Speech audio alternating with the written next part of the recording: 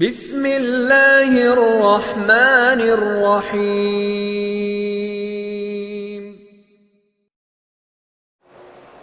اسراف پر اور فضول خرچی پر مال لگانے کی اجازت نہیں ہے کہ ضرورت سے زیادہ مال خرچ کر دینا، اس کو اسراف کہتے ہیں۔ منع کیا کہ اسراف نہ کرو۔ 5 روپے کا کام ہے اور 50 روپے لگا دیے، وہ 5 روپے میں بھی ہو جاتا تھا۔ مولانا سعید خان صاحب ہمارے بزرگ تھے، مدینہ رہتے تھے، تو ہمارا جماعت میں ہم تھے، لمبا وقت تھا ہمارا، اور ساتھ حاجی، حج کے زمانے میں حاجی آتے تھے، مولانا حاجیوں کی خدمت کرتے تھے۔ تو مجھے کہا کہ چلو بازار میں سامان لے آئیں۔ تو سامان لینے کے لیے وہ پاؤڈر جسے چائے بناتے ہیں، دودھ کا پاؤڈر، تو 2 قسم تھے، ایک پیکٹ 1 ریال کا، ایک پیکٹ 1.25 ریال کا۔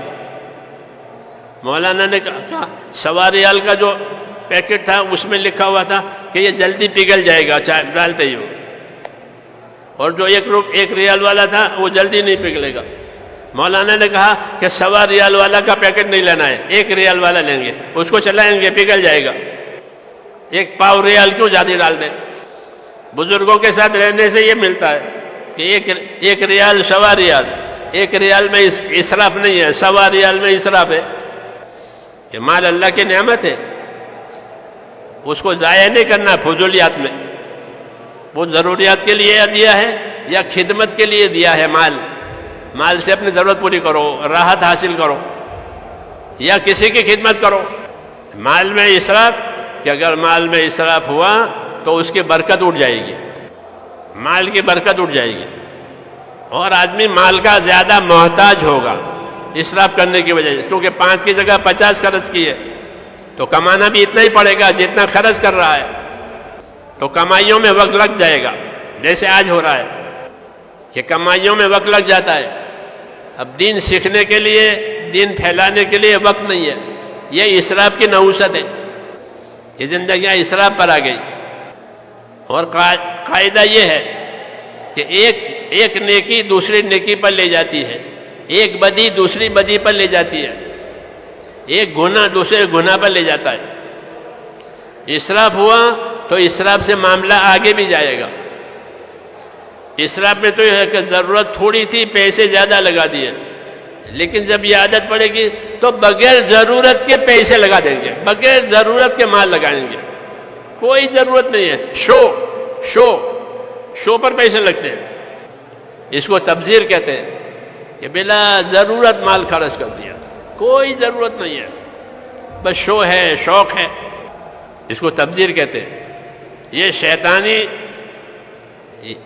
یہ روش شیطانی ہے، شیطان نے یہ راستہ سکھایا ہے کہ نبی جس طریقے سے جان مال لگانے کو کہے وہ نہیں،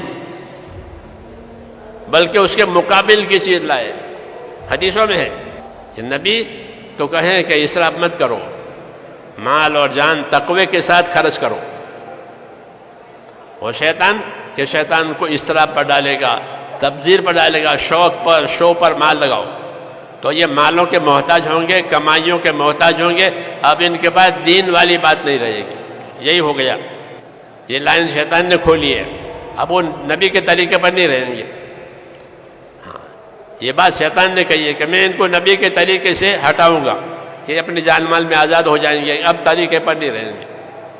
تبلیغ کے اور دعوت کے جو اصول ہیں کہ بھائی اسراف سے بچو، سوال کرنے سے بچو، لالچ سے بچو، جان مال کو امانت سمجھو، یہ خالی 4 مہینے کے لیے اصول نہیں ہے، یہ 4 مہینے میں اصولوں پر اور بات کہ نہیں، یہ تو ساری زندگی کے لیے ہے، کہ جو اصول بنائے تھے ساری زندگی کے لیے، کہ اس سے زندگی دین پر آئے گی، جہالت سے نکل جائے گا، حقوق برباد کرنے سے بچ جائے گا، حقوق برباد کرنے سے بچ جائے گا، کسی کا حق دبایا ہے تو دے دے گا، کیونکہ خوف پیدا ہوا ہے، خوف پیدا ہوا ہے تو دبایا ہوا حق دے دے گا۔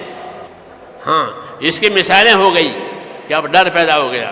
ہم سے آ کر مسئلہ پوچھتے تھے کہ میں تو ریلوے میں، میری سروس تھی ریلوے کی، لوگوں سے رشوت کھائی ہے، اب 4 مہینے لگے، اندر نور پیدا ہوا تو وہ رشوت چوپ رہی ہے کہ میں نے لوگوں کی رشوت کھائی ہے، رشوت کھائی ہے، رشوت کا بندہ گناہ چھپتا ہے. تو پوچھتے ہیں میں کیا کروں؟ رشوت کھائی ہے کہ مسئلہ کھلا ہوا ہے، جس کی کھائی اس کو واپس کرو. ہاں اور کیا ہے، یہی بات ہے، واپس کرو. تو یہ پیدا ہوا کہ میں نے رشوت کھائی ہے، نہیں تو رشوت اچھی لگتی تھی. اب اندر چپ رہی ہے کیونکہ ایمان بنا ہے. جب ایمان بنے گا تو گناہ چھپے گا. جیسے بدن سن ہو جاوے تو کوئی پن لگاوے تو کچھ نہیں ہوگا، اور اس کا خون چالو ہو گیا اندر تو چھپے گا اندر. ایسا ایمان کی وجہ سے اندر تازگی آئی ہے تو گناہ چھپیں گے.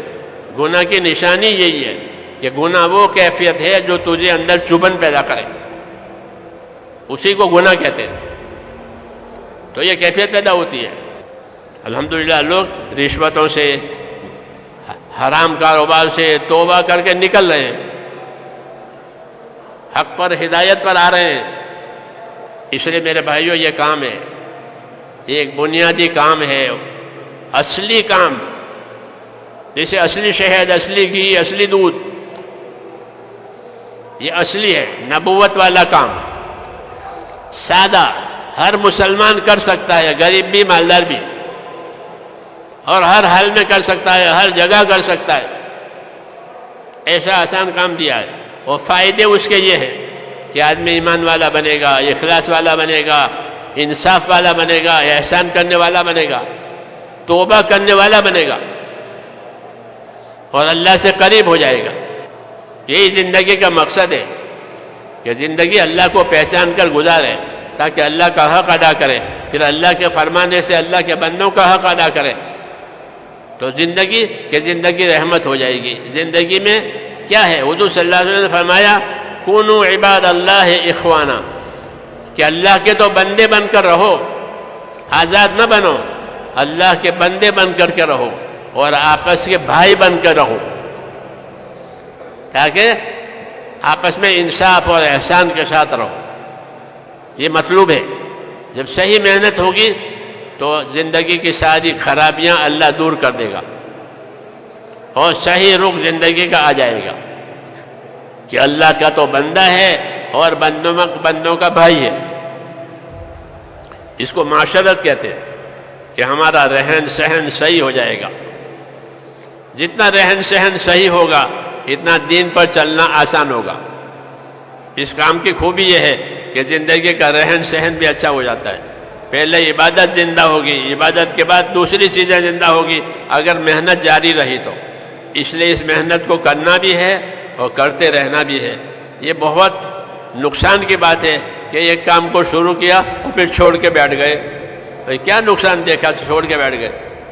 بلکہ چھوڑ کے بیٹھنا کیا، بلکہ جو حضرات واقف نہیں ہیں اپنی دعوت سے، اپنی محنت سے، اپنی خدمت سے ان کو بھی تیار کرو تاکہ 100% مسلمان اپنی زندگی ذمہ داری کے ساتھ گزارے. اللہ کی مدد اتنی ملے گی جتنی ذمہ داری پوری کی جائے گی. یہ قاعدہ ہے. اور اللہ کی مدد کے بغیر چارہ نہیں ہے. جب تک اللہ کی مدد نہیں ہوگی کوئی کام نہیں ہوگا. ہاں، اللہ کو راضی کرنا یہ ساری مشکلوں کا علاج. اور اللہ اپنے دین کے بغیر راضی نہیں ہوتا. اس لیے دین کی محنت کرنی ہے تاکہ زندگیوں میں دین آوے، دنیا میں دین آوے. ساری دنیا میں یہ اس امت کی ذمہ داری ہے. جان مال اسی لیے دیا گیا.